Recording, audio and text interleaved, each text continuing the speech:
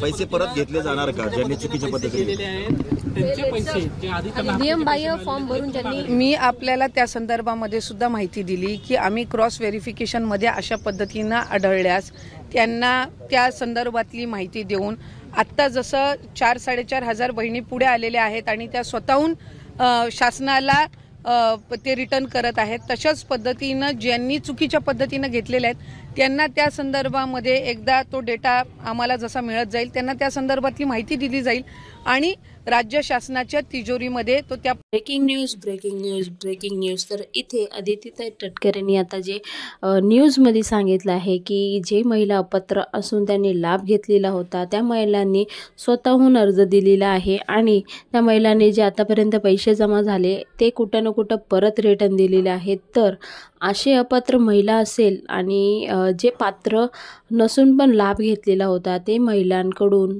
लाभ वसूल केले जातील, म्हणजे पैसे परत घेणार आहे असं अदितीताई तटकरे न्यूजमध्ये बोललेले आहे।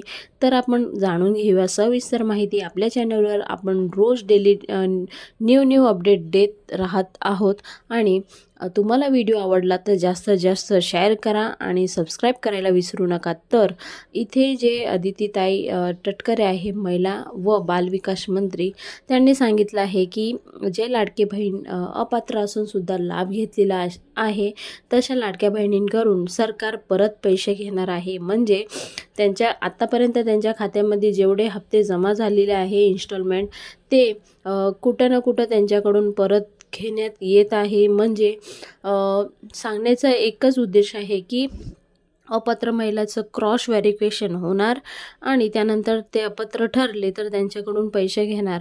असे 50% महिलांना लाडकी बहीण योजनेचा लाभ दिला जाणार आहे असं मला वाटतंय, कारण त्यांच्या बोलण्यावरून आणि ते जे आता सांगतात की काही महिला असे आहेत की जे नोकरीसुद्धा करतात आणि लाभसुद्धा घेतात, तर तशा महिलांना जास्त करून असे लाडकी बहिणी अपात्र आहे त्यांच्याकडून पैसे घेण्यात येणार आहे।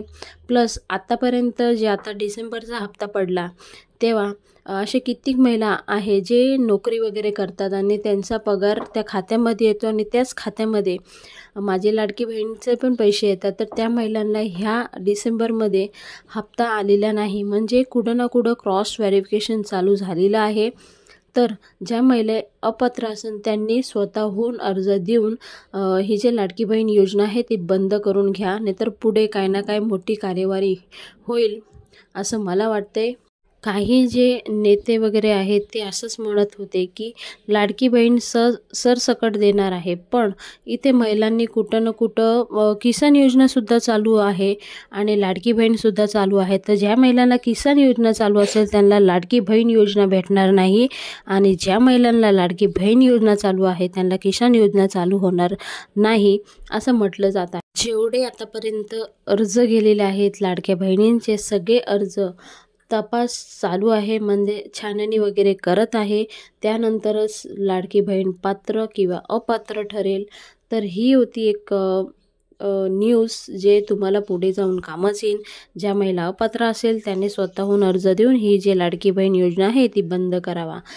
तर ज्या लाडक्या बहिणीने अजूनपर्यंत आपला चॅनल सबस्क्राईब नसेल केला तर करून घ्या आणि जास्तीत जास्त शेअर करा। ही जे व्हिडिओ आहे ते जास्तीत जास्त महिलापर्यंत पोचायला पाहिजे आणि ज्या महिला अपात्र आहेत त्यांनीसुद्धा ही व्हिडिओ बघून फॉलो करावा।